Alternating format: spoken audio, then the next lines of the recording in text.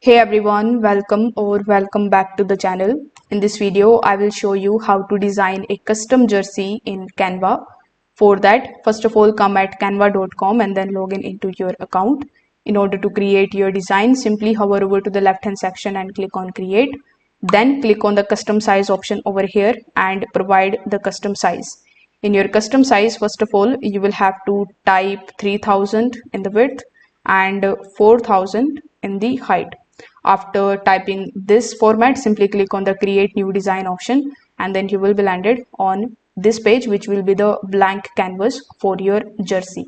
Now over here, you need to hover over to the left hand section in the elements tab. You need to click over here.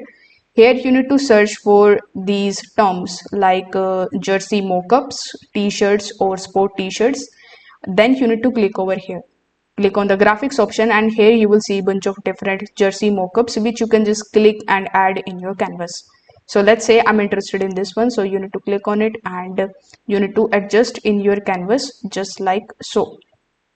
Over here, after picking it, you can add text on the top of this jersey.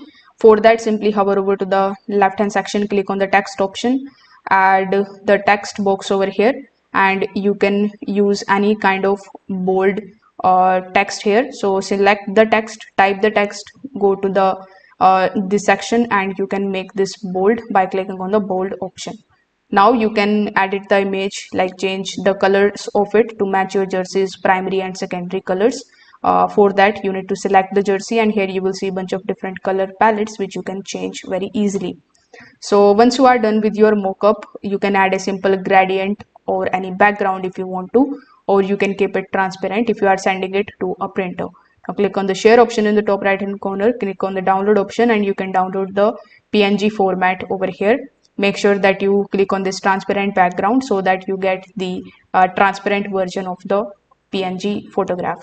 If this video helped you out, consider subscribing to the channel and liking the video. Thanks for watching.